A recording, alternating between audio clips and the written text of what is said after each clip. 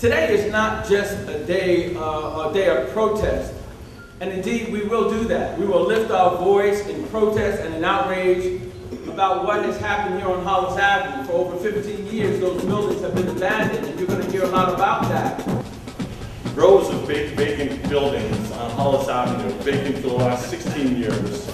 We recognize a thread, a line, a connection between these vacant and warehouse apartments and the foreclosure crises that we hear about, the crises of affordable housing, the crisis of homelessness, which we hear about. The thread that connects them is commitment to profit for people, that encourages speculation, artificial shortages, vacancies, gentrification, displacement, regardless of the impact. And when we march out today, we're going to be marching under the banner, I hope, housing is a human right.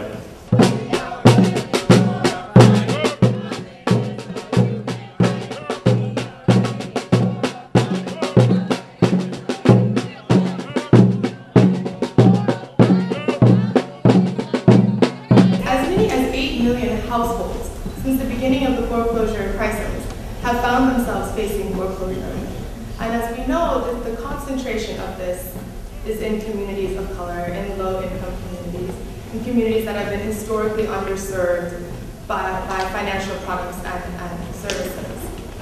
Predatory lending has plagued our communities for much longer than this current crisis.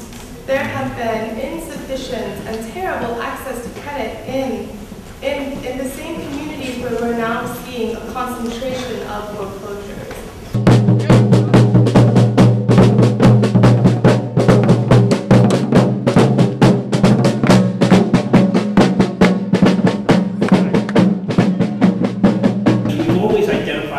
In this country as some type of problem specific to an individual or a group of individuals, right? You have mental illness, you have chemical addiction, you have some of this other stuff. But, you know, as we go into this financial crisis, you can become homeless for a lot of different reasons. So often I'm challenged as I talk about homelessness, and early on when I first came out of the shelter system, oh, you were never homeless, right? You know, what does homelessness look like? So we put a face on homelessness in this country. And now things are changing a little bit with that because a different group of people are exposed to homelessness now like never before.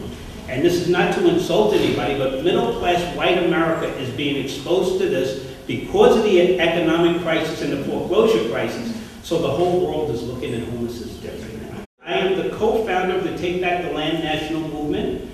Take Back the Land was born out of a group that started in Miami with a person who serves as my mentor now, Max Ramon. There are more homeless people than there are vacant homes. So Take Back the Land uses a model. We move homeless people into homes that were foreclosed by a bank or a government agency. We break in them and we move people in. And then we challenge the authorities to move them out on a moral obligation, right? So you're keeping this place empty merely for speculation. Right. That morally is correct over the fact that somebody's sleeping on the streets? We don't think so. So we'll defend their human rights to stay in. Building up a reputation around this country and participating in what we call non-violent direct action or civil disobedience. I think today you're seeing that fight. Catherine Lennon right now in April 2011 was evicted from her house April 25th after Take Back the Land. Rochester did a week-long eviction defense. The marshal would come every day. There were 80 people in front of her house. Daring the marshal would come up in that house. The marshal disappeared. The moving van came the next day, saw 80 people around the house.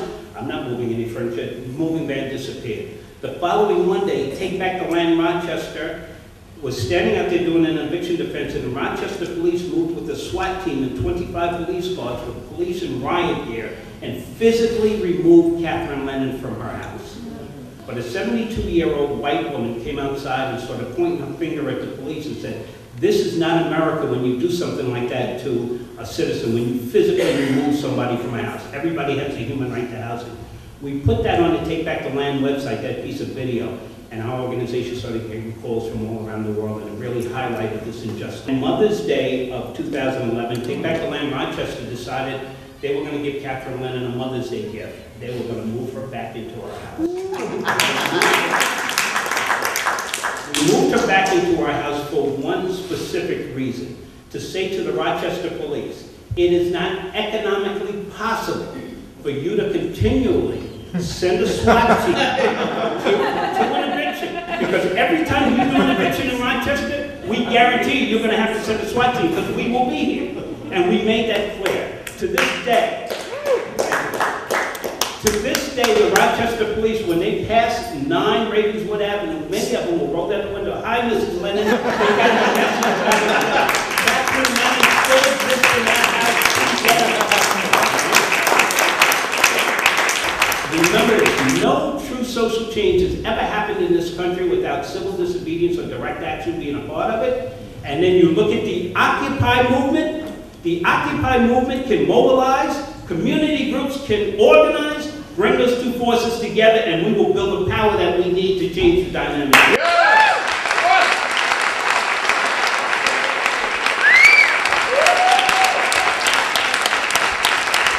These are our homes.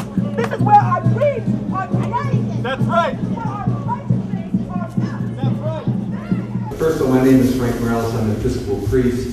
I'm also a squatter, which means that in the late 70s, myself and others occupied vacant buildings in the South Bronx, and then later on the Lower East Side, and I still live in one of them.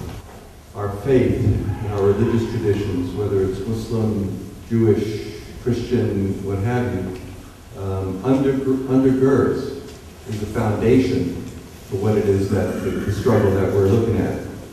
You know, God, the Creator created the world, created everything. And when it was created, it was meant that there'd be an adequate amount of food to eat for everybody, there'd be justice, there'd be equality, and so forth. That was the model. And the only way that we're going to do that is to organize in such a way that we can effectively carry out concretely our love for our neighbor. I work with a group called O4O, Organizing for Occupation. We target bases, we do title searches, we organize construction teams, we talk to families who were in need of housing, maybe reconnect with the people who formerly lived in those houses, and we organize to put them back in. We go into the house straight up in an unpermitted way. I don't like to use the term illegal, because God's law is higher than any law of these profiteers. We have to see our churches and our ministry and our witness synonymous with the direct action approach to loving our neighbors as ourselves. The right to survival, the right to a home is more important than the right, even if you grant the right, to speculate and make profit. So I'm very happy to be here with you today. This is an opportunity for us to come together as we're meant to be. You see? That's what we want to take it back to where it needs to be. So in order to do that, we need to get together, we need to talk to each other and organize. Someone once said, don't mourn, don't postpone, organize. Okay? Bless you. Who should this belong to? The community. That's right. Take it back!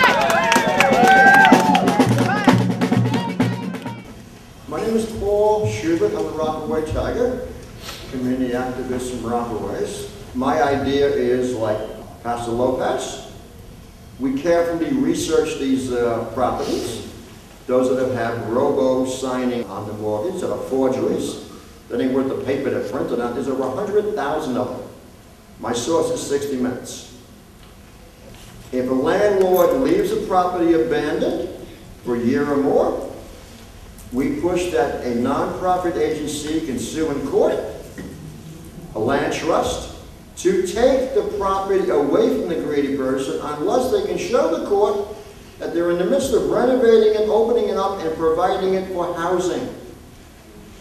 I'm one of the seamen who is also a part of advocacy. And one thing that I can say is that it's a government by the people for the people. And when we have concern, we have to rise to that concern. When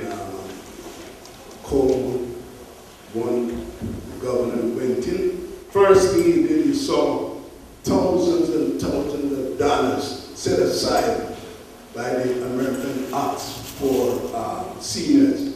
And the first thing we did was to decide to remove $45 million in this fund.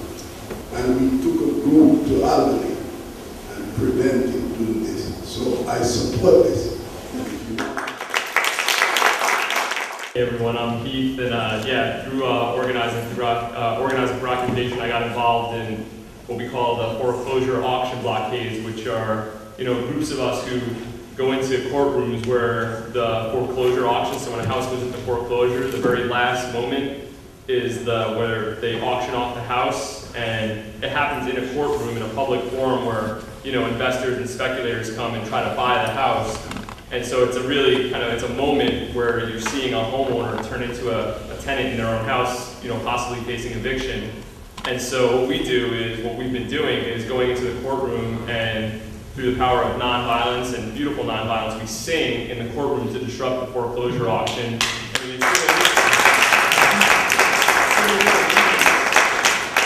It's civil disobedience, but we're there to, through the power of song and the beauty of our voices, to say, we're not going to let this happen, this needs to stop, and we're going to impose a people's moratorium on foreclosures, because the financial institutions have so much power over our legislatures, both at the state and federal level, that only through direct action do we feel that we're going to see the kind of change necessary to protect families, to protect homeowners, to protect communities.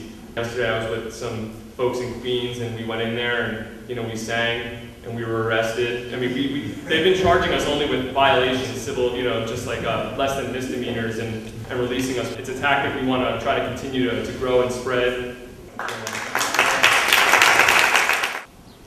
The destabilization, the homelessness, the housing crisis has more to do with social control, with the repression and suppression of people of color and communities of color, keeping us disorganized, looking over our shoulder every minute worrying about where we're going to live and so forth. The housing crisis has more to do with that. One example, New York City, $1 billion, nearly $1 billion a year spent on the homeless industrial complex in New York City.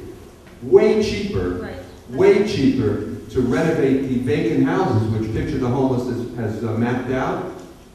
Way more vacant houses than homeless people. A lot cheaper to house those people in those houses with subsidies and money left over than it is to have the people homeless. We need to defend ourselves, because it ain't strictly about economics. It's about disempowering people, putting people in those so-called shelter systems, the low-intensity detention is what shelters are. I don't want to get all ominous and so forth here, but that's what's going down. So when we're talking about direct action for a home, we're doing it within that context. The government, they've implemented programs, but they've not backed those programs properly. The HAMP program it's entirely voluntary. It encourages the banks to make modifications, but it doesn't punish them for all of their shoddy paperwork. We agree with you there. Absolutely. There was talk of doing principal reduction from the beginning. There was talk of empowering the bankruptcy court to modify mortgages through that process, but none of that stuff made it into HAMP. It didn't make it into the government programs. And I don't have a good answer for you why. The government, is bought in by corporate lobbyists. How so long this program has been implemented and nothing, because I have known a lot of people. I know 2 people who unfortunately foreclosed upon, and others are still. And this is wrong, because there's something going on here, I hate to say, with a lot of the senators, that they seem to be, something is still on the cover. And we as the people have to get into the roots of it and demand our rights. Let's go! Let's happen!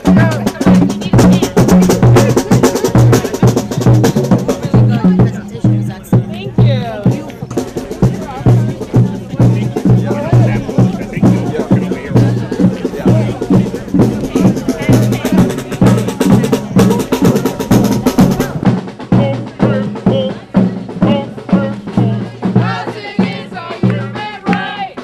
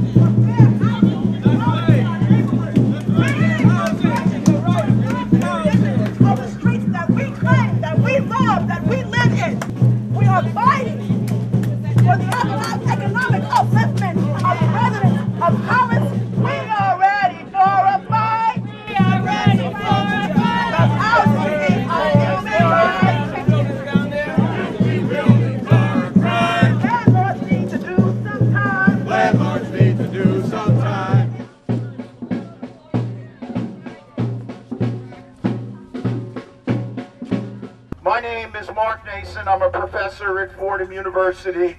My dear friend and colleague, Mark Chapman, is the pastor of Hollis Presbyterian Church.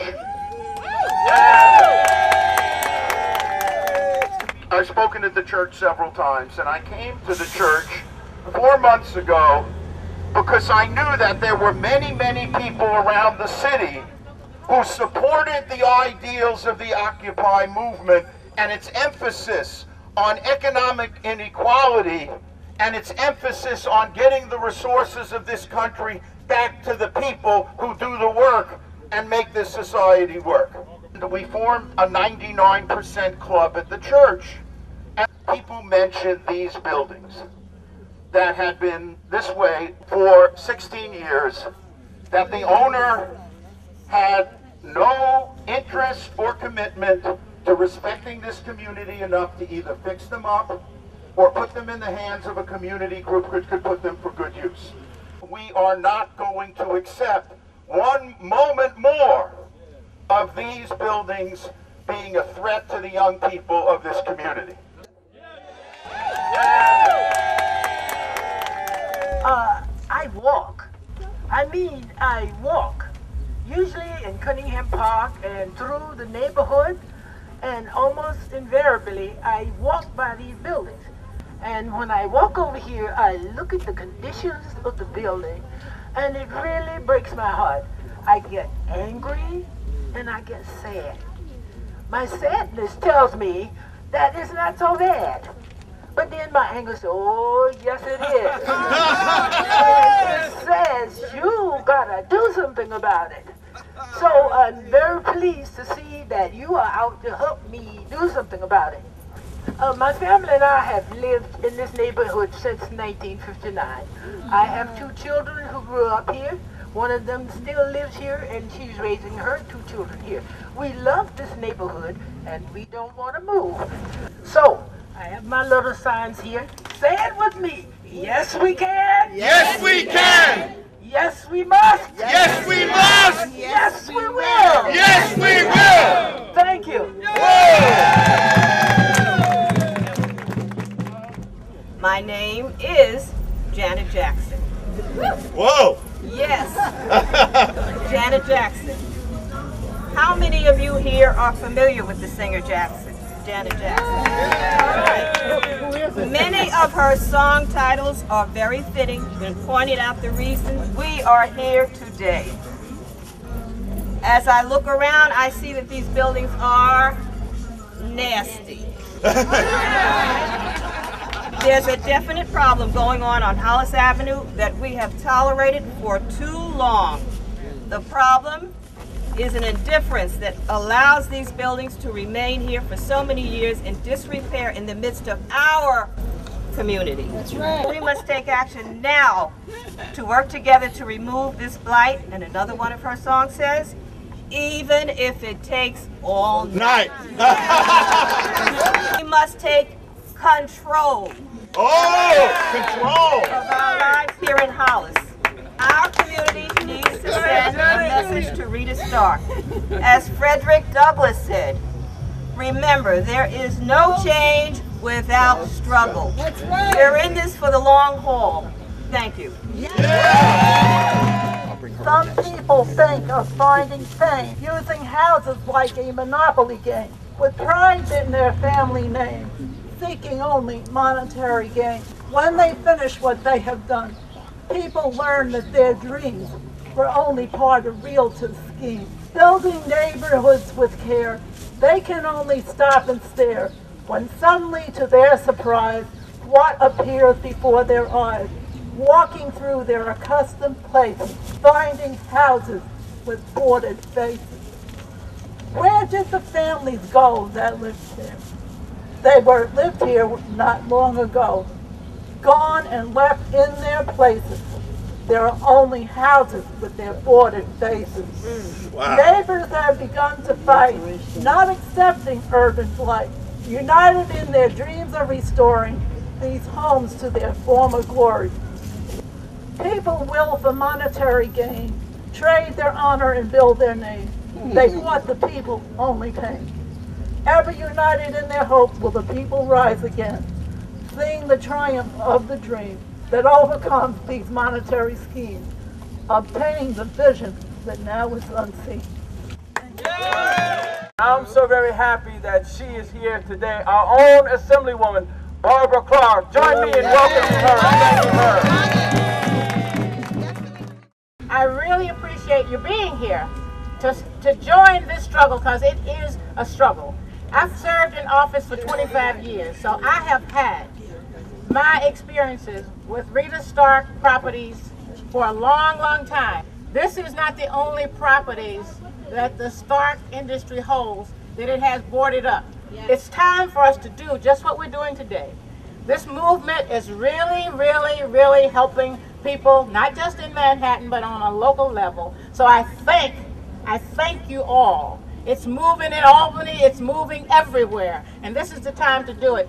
There are no laws that we can change that allows us to do anything to take over her property. She means to sell it, and she means to sell it if she doesn't want to sell it at a price that no one will pay for it. That's the real problem that we're dealing with here. So I thank you all for being here. Let's let this be the beginning of a march that we will not stop until it is concluded. Thank you. If the law doesn't do it, we're going to have to be the law and take this over and make sure that these buildings become ours, whatever it takes. And this is just the beginning. The movement is going to grow, and we are going to win this struggle together, because these abandoned buildings are horrible, but this is happening all over the city and all over the nation, and it's affecting everybody from homeowners to tenants. This is our movement, and we're not going to stop until we win. Thank you. You know, 50 years ago, I walked these same streets to go to school.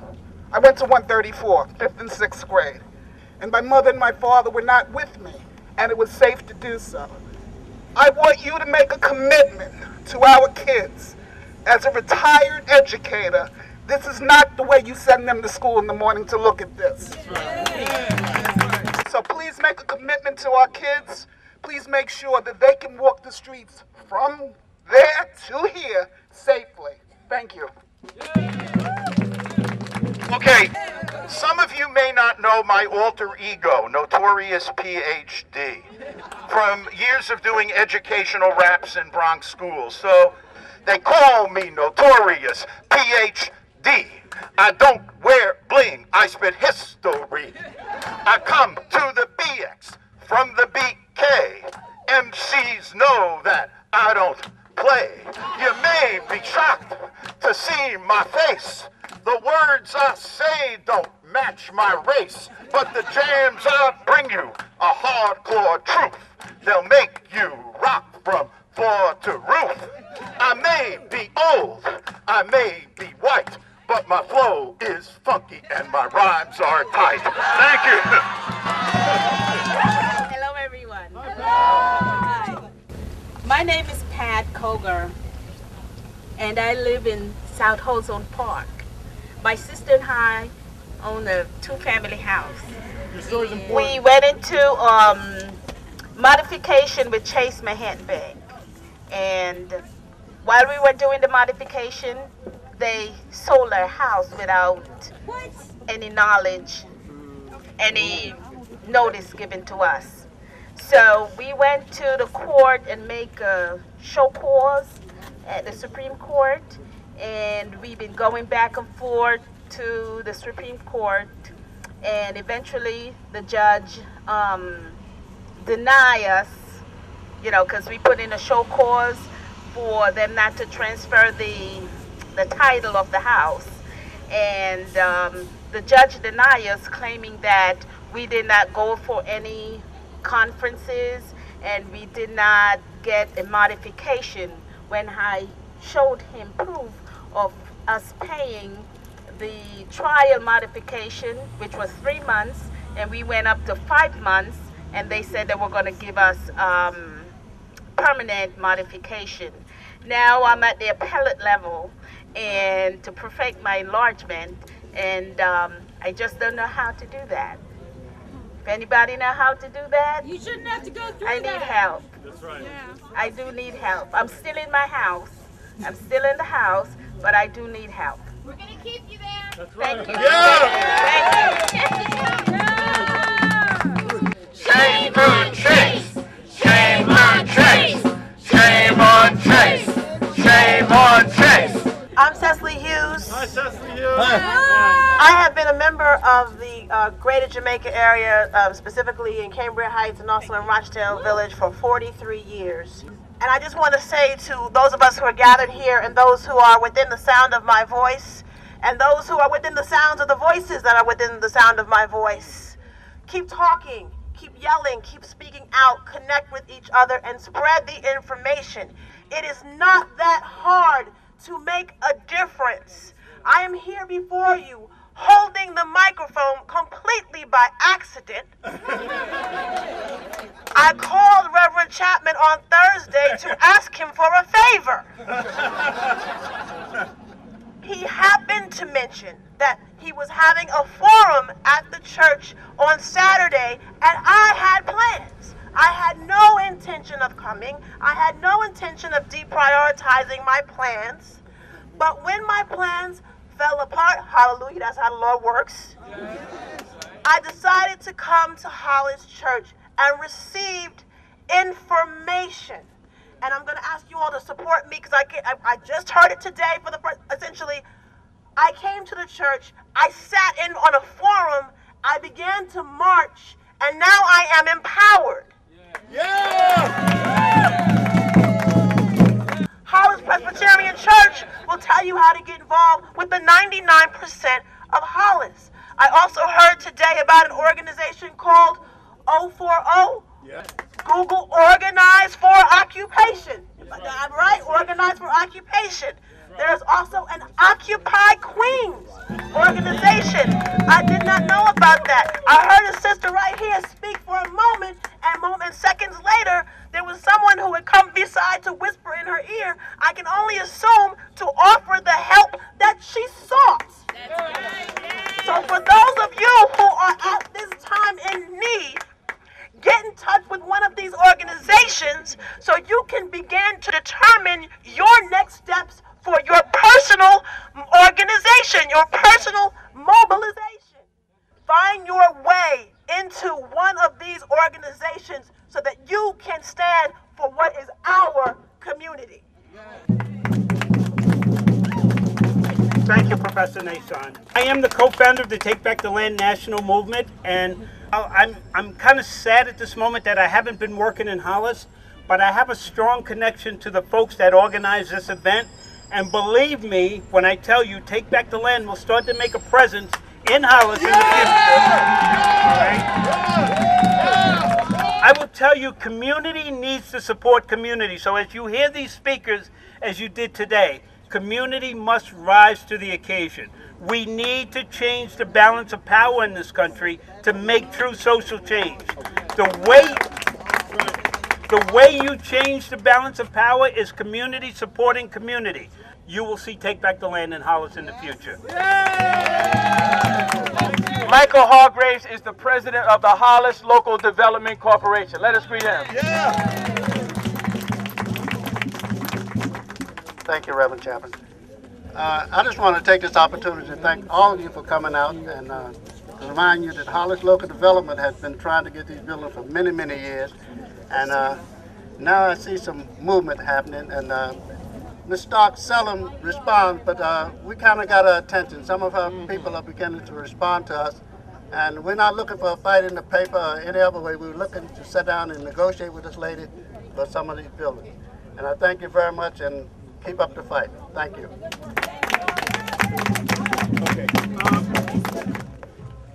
Yeah, this is amazing.